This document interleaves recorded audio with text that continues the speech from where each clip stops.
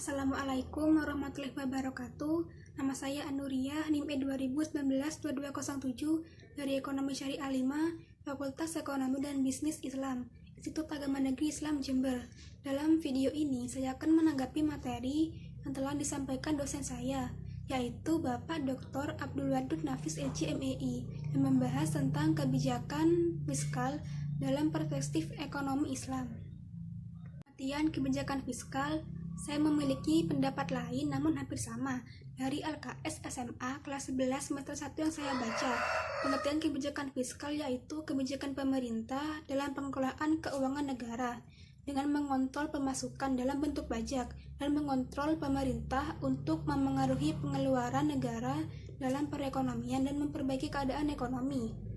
Yang dimaksud pengeluaran agregat yaitu perbelanjaan yang akan dilakukan dalam perekonomian dalam waktu tertentu. Selanjutnya, tujuan kebijakan fiskal.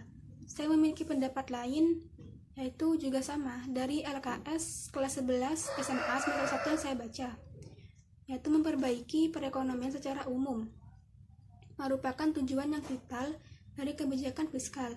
Hal ini sesuai dengan tujuan pembangunan yang dilakukan pemerintah. Kebijakan fiskal digunakan agar keadaan ekonomi membaik.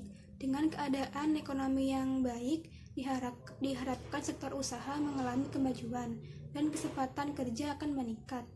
Mengendalikan harga untuk mengatasi masalah inflasi. Pemerintah dapat menggunakan kebijakan fiskal atau anggaran.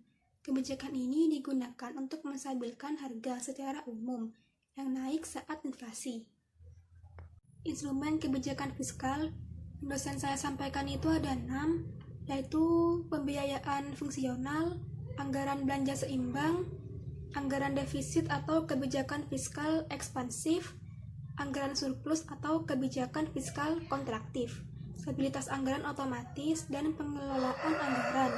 Saya akan menambahkan sedikit lagi penjelasan tentang pembiayaan fungsional, pengelolaan anggaran, stabilitas anggaran otomatis dari LKS SMA semester 1 kelas 11 yang saya baca. Dalam pembiayaan fungsional ini ada beberapa hal yang penting dari kebijakan ini, antara lain 1. Pajak dipakai untuk mengatur pengeluaran swasta, bukan untuk penerimaan pemerintah. Jadi apabila dalam perekonomian ini masih ada pengangguran, pajak tidak diperlukan. Yang kedua, apabila terjadi inflasi yang berlebihan, pemerintah melakukan pinjaman luar negeri untuk mendanai penarikan dana yang tersedia dalam masyarakat. 3. Apabila pajak dan pinjaman dirasa tidak tepat, pemerintah melakukan pinjaman dalam negeri dalam bentuk pencetakan uang. Pengelolaan anggaran. Menurut kebijakan ini yang terpenting adalah yang pertama, terdapat hubungan langsung antara belanja pemerintah dan penerimaan pajak, serta penyesuaian anggaran untuk memperkecil ketidakstabilan ekonomi. Yang kedua, dalam masa depresi ini di mana banyak pengangguran, mengurangi belanja pemerintah merupakan satu-satunya jalan terbaik untuk mengatasinya. Yang terakhir, stabilisasi anggaran otomatis. Dalam anggaran ini, belanja surplus dalam kesempatan kerja itu penuh. Dan dalam kebijakan ini yang perlu diterapkan yaitu yang pertama, dalam periode kesempatan kerja penuh, pajak akan diusahakan surplus. Kedua, apabila dalam perekonomian terjadi kemunduran ekonomi, program pajak tidak diubah, tetapi konsekuensinya penerimaan pajak menurun dan pengeluaran pemerintah semakin besar. Fungsi kebijakan fiskal, saya setuju dengan apa yang disampaikan dosen saya, yaitu mengoptimalkan penggunaan SDA dan SDM, mengoptimalkan kegiatan investasi, alokasi, distribusi, dan stabilitas dan juga pembangunan. Dan ciri-ciri kebijakan ekonomi Islam, saya juga setuju dengan apa yang disampaikan dosen saya. Yang pertama, pengeluaran negara dilakukan sesuai pendapatan hingga jarang terjadi defisit anggaran. Yang kedua, sistem pajak proporsional dalam ekonomi Islam dibebankan berdasarkan tingkat produktivitas. Yang ketiga, perhitungan zakat berdasarkan hasil keuntungan, bukan pada jumlah barang. Kebijakan fiskal saya juga setuju karena yang saya baca itu dari buku pengantar ekonomi syariah itu sama. dengan apa yang disampaikan oleh dosen saya. Instrumen kebijakan fiskal dalam ekonomi Islam. Saya setuju karena dari buku yang saya baca itu sama, yaitu buku Pengantar Ekonomi Syariah yang dikarang oleh M. Nuryanto Al-Arif. Namun saya akan menambahkan sedikit penjelasan. Yang pertama, Kharaj. Kharaj yaitu pajak terhadap tanah yang di Indonesia setara dengan pajak bumi dan bangunan atau PBB. Secara spesifik, besarnya kharaj ini ditentukan berdasarkan karakteristik tanah atau tingkat kesuburan tanah, jenis tanaman atau termasuk tanaman yang memiliki nilai ekonomis dan kuantitas, jenis irigasi, metode produksi dan peran SDM yang lebih rendah. Dan nilai hasil produksi itu maksimal 50%.